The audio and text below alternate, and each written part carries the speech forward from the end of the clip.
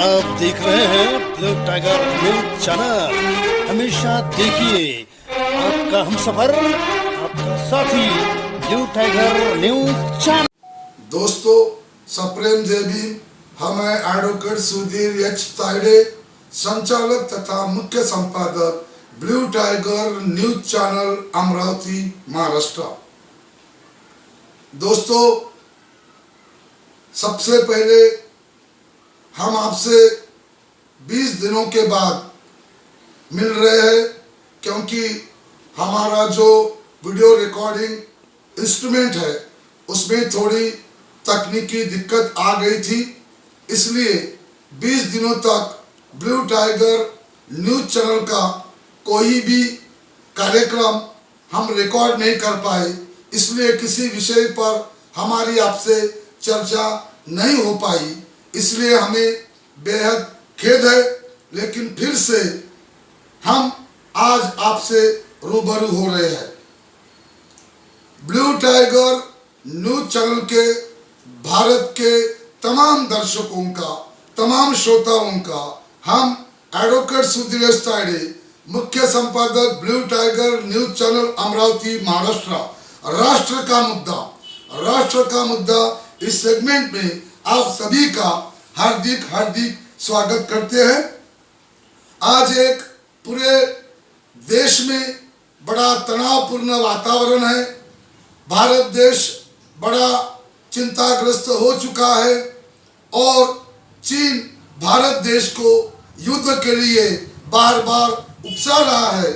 और इसीलिए इस महत्वपूर्ण विषय पे हम आज राष्ट्र का मुद्दा इस सेगमेंट में चर्चा करने जा रहे हैं।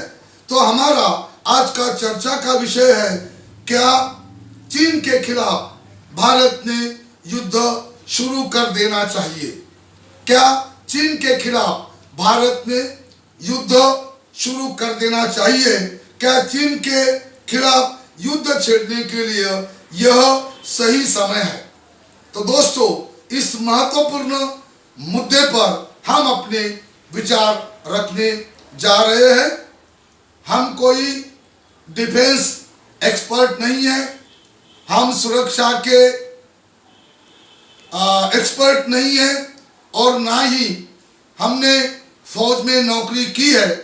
लेकिन अभी जो भारत में जो भारत के सीमा के ऊपर गलवान घाटी के पास में जो माहौल खड़ा हुआ है और चीन और भारत में जो तनातनी का माहौल निर्माण हुआ है, इस संबंध में भारत के नागरिक क्या चाहते हैं?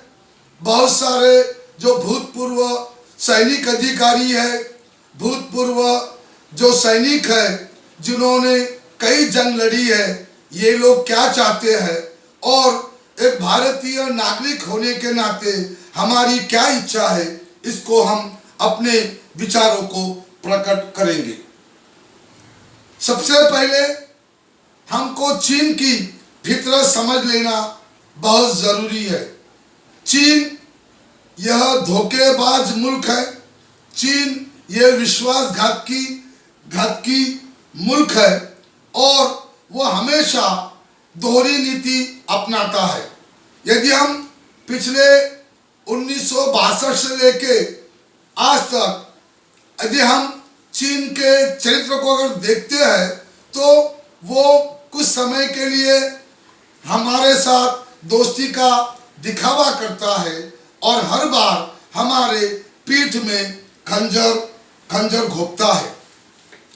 आप देखोगे, एक चीन एक छोटा सा मुल्क था, लेकिन साम दाम दंड भेद इसको अपना कर और गलत तरीके से और अपनी सैनिक ताकत को बढ़ाकर इस चीन ने, देखिए, हांगकांग पे कब्जा किया है, सैनिक ताकत के बलबूते पे तिब्बत पे कब्जा करके रखा है। और ये दोनों जो मुल्क है, तिब्बत और हांगकांग, ये चीन के उनके साथ जो क्रूरता का बर्ताव है उससे परेशान हैं और उससे आज़ादी पाना चाहते हैं। लेकिन चीन के पास बहुत बड़ी सैनिक ताकत है, बहुत बड़ा बारूद का जखीरा है और इसीलिए ये दोनों हांगकांग और तिब्बत उससे खिलाफत नहीं कर पा रहे हैं। और इसलिए आप देखते हो कि चीन की जो शुरू से जो नीति है वो विस्तारवादी नीति रही है और अभी हम देखते हैं कि अभी उसकी बुरी नज़र विशेष करके विश्व के दो मुल्कों पर है। पहला मुल्क है ताइवान, जिस पे वो बार बार कभी मिसाइल दाग देता है, कभी उस पर हमला करता है, कभी उस पर अणुबम डालने की उसको धमकी देता है और वो ताइवान को हथियाना चाहता है। उसी प्रकार से अभी वो जो हमारी बॉर्डर पे जो लद्दाख हमारा भारत का एक स्टेट है, उसके बाजू में जो गलवान घाटी है, वो कई वर्षों से यह घाटी भारत के हद में है। लेकिन अभी चीन को अपना सैनिकी कुनबा बढ़ाने का है, उसके फाइटिंग प्लेन, उसके टैंक्स, उसके युद्ध का सामान रखने के लिए उसको बड़ा एरिया चाहिए, उसको बड़ी जगह चाहिए, उसको अपने मिलिट्री कैंप खड़े करने हैं। और इसलिए अभी चीन की जो बुरी नज़र है वो लद्दाख और गलवान घाटी पे पड़ी है और गलवान घाटी को हथियाना चाहता है और लद्दाख को हथियाना चाहता है। और भारत का जो लद्दाख से सटकर जो हमारी सीमा है और उसमें का बड़ा जो भूभाग है जो भारत के हद में है, उस पूरे इलाके पर चीन कब्जा करने की रणनीति बना रहा है। भारतीय नागरिक होने के नाते और चीन का जो भारत के खिलाफ जो क्रूरतापूर्ण जो रवैया है, इसको देखकर हमें लगता है और हमारे भारत देश के 135 करोड़ नागरिकों को लगता है कि इस बार चीन को सबक सिखाना बहुत बहुत जरूरी है।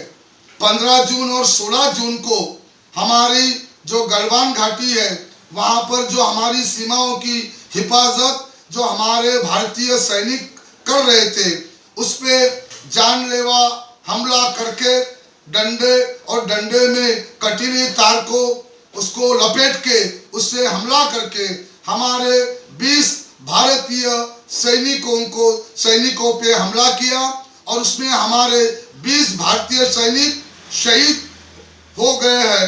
लेकिन मरते मरते हमारे भारतीय सैनिकों ने भी पराक्रम दिखाया और चीन के 40 सैनिकों को मौत के घाट उतारा है।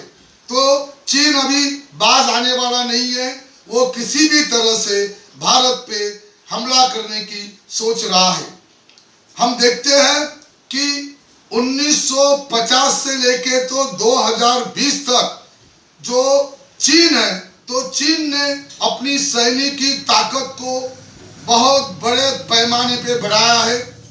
आज के तारीख में चीन के पास 1300 फाइटर प्लेन्स है, लड़ाकू बड़े बड़े जंगी जहाज है, 200 और उसके पास में विशेष जहाज उसके पास में है, उसके पास में सैकड़ों टैंक्स है, उसके पास में ऑटोमेटिक मशीन गन्स है, उसके पास में मिसाइल्स है और उसके पास में विश्व की सबसे बड़ी मिलिट्री है, जिसके मिलिट्री में तकरीबन 21 लाख सैनिक है। तो आज अगर हम देखें तो चाइना के पास में बारूद का बहुत बड़ा जखीरा है, युद्ध का बहुत बड़ा साजो सामान है, उसके पास बहुत बड़ी मिलिट्री है और यही नहीं तो जैविक अस्त्र 1000 तरह के उसने वायरस तैयार करके रखे हैं ताकि भविष्य में किसी मुल्क पे हमला जब वो करता है तो वो जैविक अस्त्रों का भी इस्तेमाल कर सकता है। तो आज यदि हम भारत देश की तुलना यदि हम चीन के साथ करें तो हमारी जो सैनिक ताकत है वो चीन के मुकाबले में 1/3 हो सकती है, लेकिन हमारे देश का जज्बा बहुत बड़ा है। ये हमारे आत्मसम्मान की लड़ाई है, हमारे सीमाओं की हिफाजत करने के लिए ये हमारी लड़ाई है।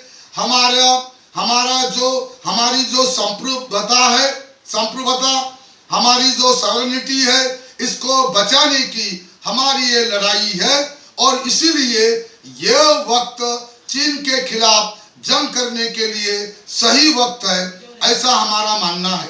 कुछ लोगों का कहना है कि चीन के पास बड़ी मिलिट्री है, उसके पास में अत्याधुनिक शस्त्र है, उसके पास में अत्याधुनिक अस्त्र है, उसकी सबसे बड़ी मिलिट्री है, उसके साथ में उत्तर कोरिया है और उसके साथ में और 4-5 मुल्क है।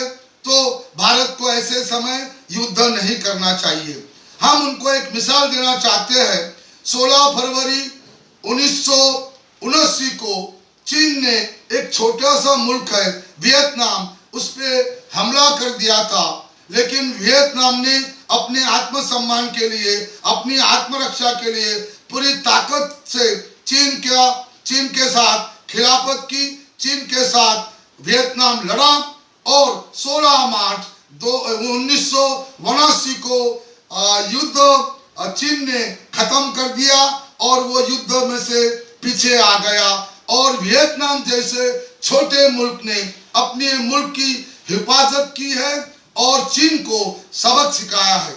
आज हमारा भारत एक उभरती हुई महाशक्ति है और पूरे विश्व के अंदर में भारत की जो मिलिट्री है वो 4थे क्रमांक पर है और इसलिए इस समय चीन को सबक सिखाना चाहिए, ऐसा हमारा मानना है। युद्ध केवल शस्त्रों से, अस्त्रों से और संसाधनों से जीता नहीं जाता है, तो संसाधनों के, अस्त्रों के, शस्त्रों के साथ लड़ाकू जज्बा, ऊंचा मनोबल और रणनीति और दावपेच, इन चीजों के आधार पर युद्ध जीता जाता है। यदि हम भारत के सैनिकों की चीन के सैनिकों के साथ यदि तुलना करते हैं तो हमारे भारतीय सैनिकों का मनोबल काफी ऊंचा है। वो युद्ध के दांवपेच जानते हैं, वो युद्ध की रणनीति को जानते हैं और आज के तारीख में हमारी जो भारतीय जो सेना है विश्व की एक बहुत ही अनुभव रखने वाली, युद्ध का अनुभव रखने वाली एक बड़ी ताकतवर सेना है। अनेक युद्ध, अनेक जंग भारत ने लड़े हैं और इसमें से 95% युद्ध में भारत ने जीत हासिल की है और इस भारतीय सैनिकों के पास लड़ाकू जज्बा है। तो यदि चीन के साथ हमारी जंग हुई तो चीन को हमारे भारतीय सैनिक धूल चटा सकते हैं।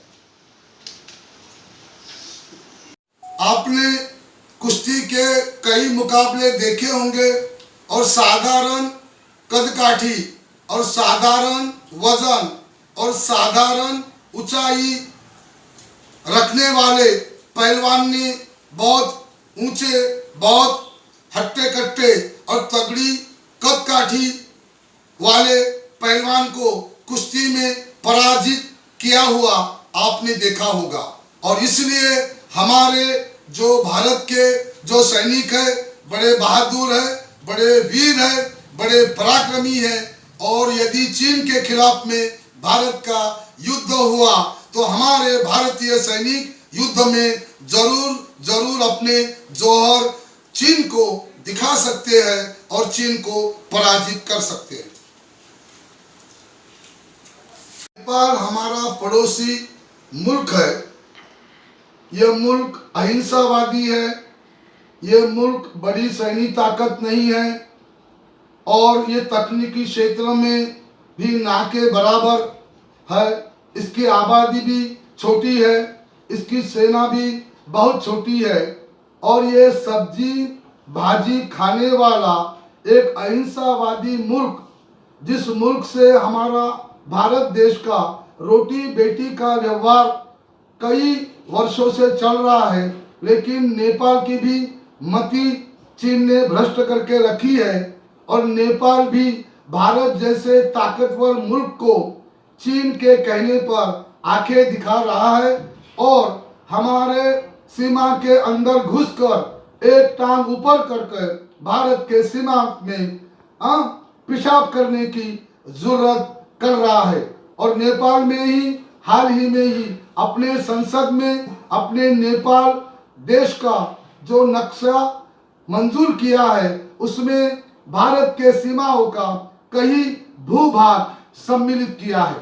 तो इसलिए जो हमारी भारत का जो हमारी सेना की ताकत है और हमारा जो प्रजातंत्र है और हमारी जो ताकत है, ये पूरे विश्व में इसको मान्यता मिली है और इस मान्यता को हमें बरकरार रखना बहुत बहुत जरूरी है। अभी दोस्तों, ये चीन तो एक ताकतवर मुल्क है और बहुत शक्तिशाली मुल्क है, बड़ी मिलिट्री की ताकत है, बड़े बड़े अस्त्र है, बड़े बड़े शस्त्र है, बड़े बड़े जंगी जहाज है, 21 लाख की फौज उसके पास है। तो भारत उससे कैसा मुकाबला करेगा?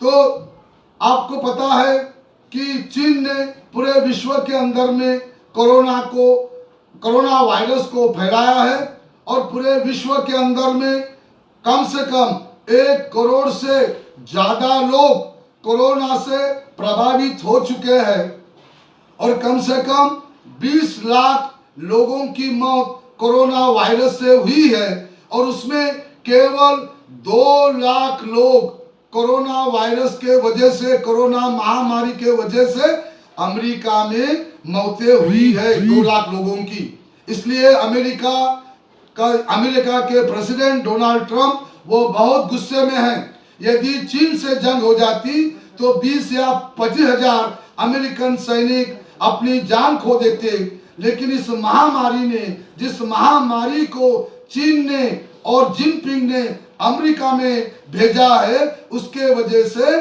2 लाख अमेरिकन नागरिकों की मौतें हुई है और इसलिए अमेरिका चीन से बदला लेना चाहता है।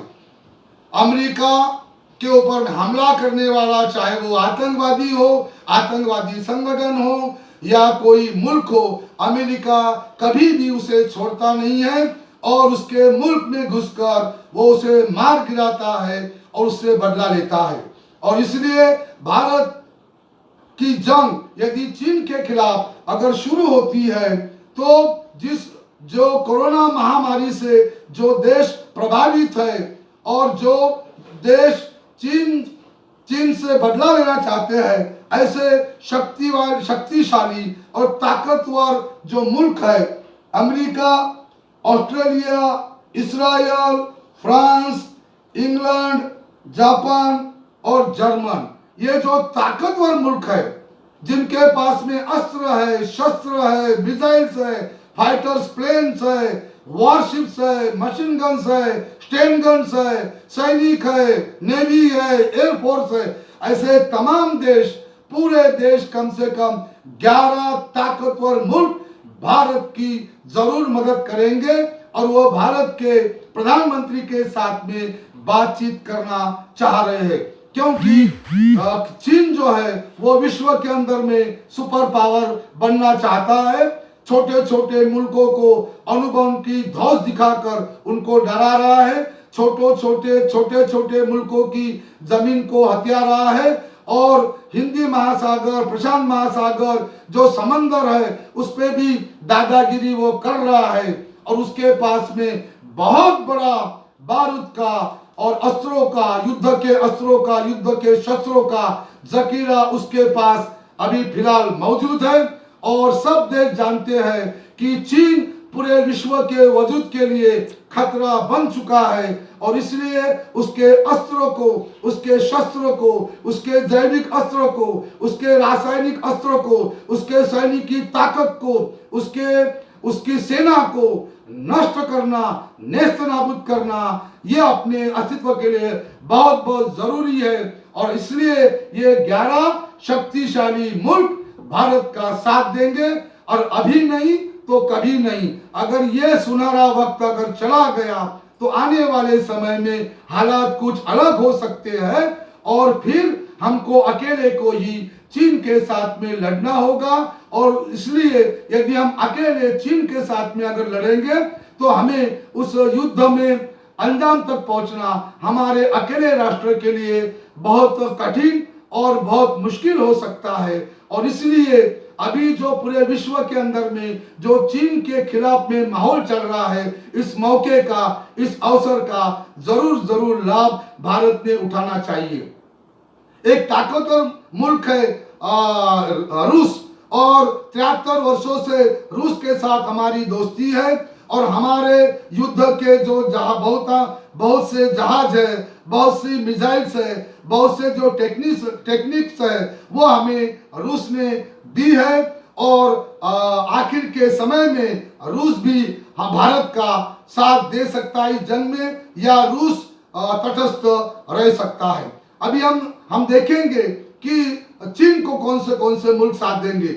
उत्तर कोरिया, नेपाल और पाकिस्तान प्रमुखता से ये 3 मुल्क है, और छोटे और 4-5 छोटे मुल्क है जिनका कोई वजूद नहीं है।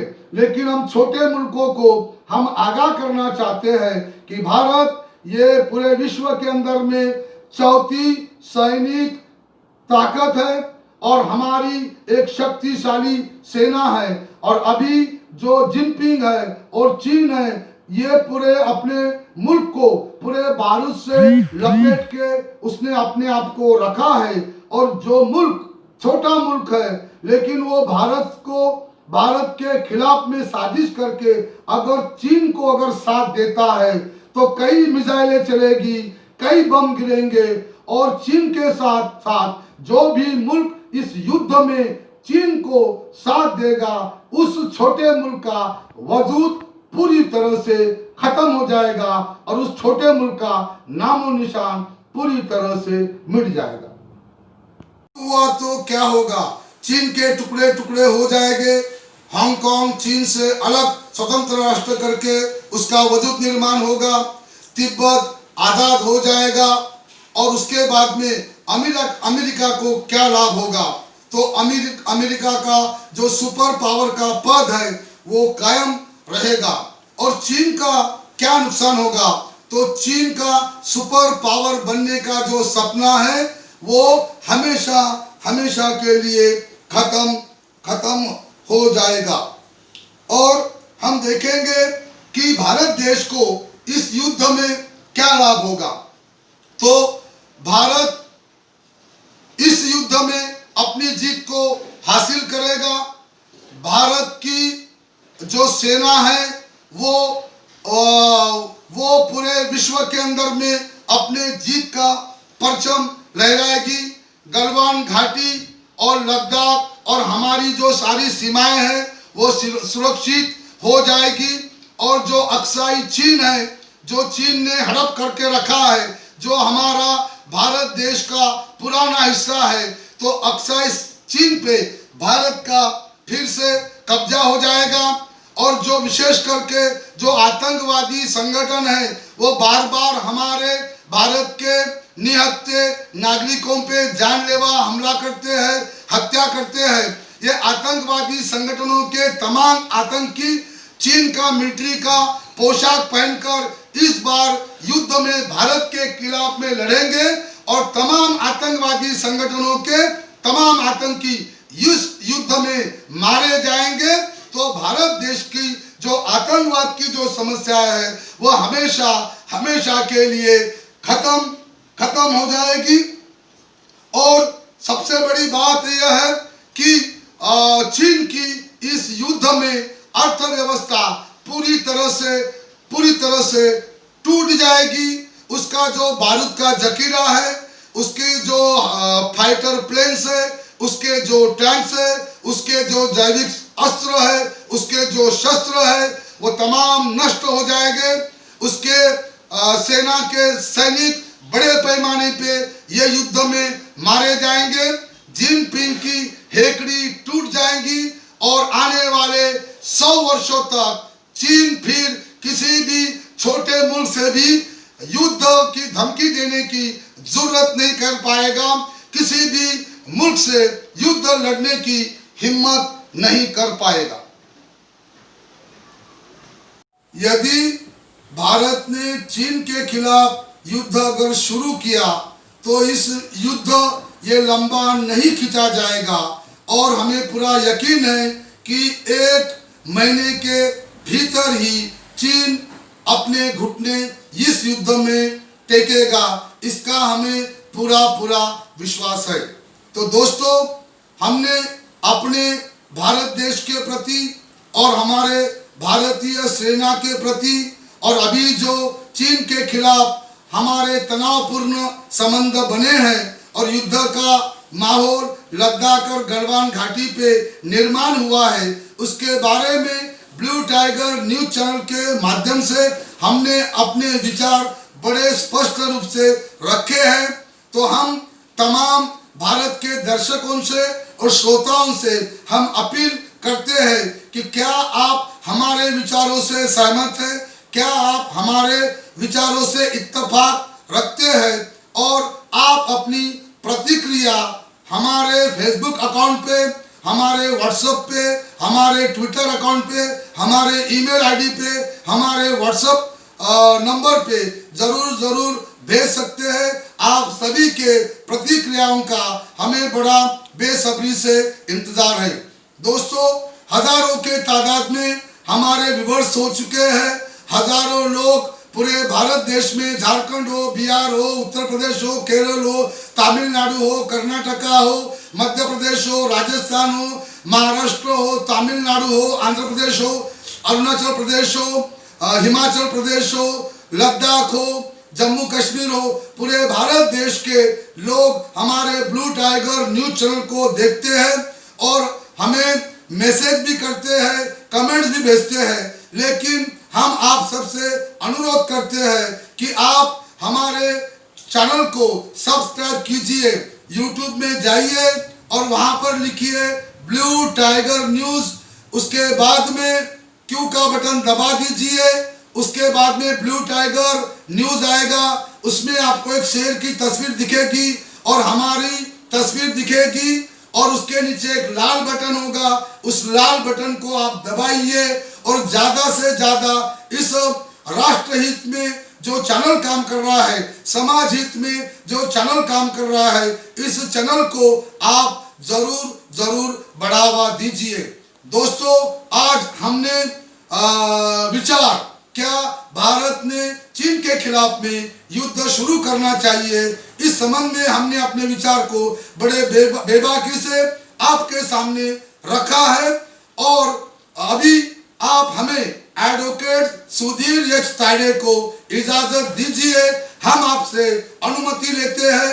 अगली बार राष्ट्र का मुद्दा इस सेगमेंट में अगली बार एक नए सामाजिक मुद्दे को, एक राष्ट्रहित के मुद्दे को लेकर आपसे फिर रूबरू होंगे, फिर चर्चा करेंगे। धन्यवाद। जय शिवराय, जय भीमराय, जय महाराष्ट्र, जय हिंद, जय संविधान। धन्यवाद। जली को आग कहते हैं, बुझी को राख कहते हैं, जिस राख से बारूद बनता है उसे ब्लू टाइगर चैनल कहते हैं।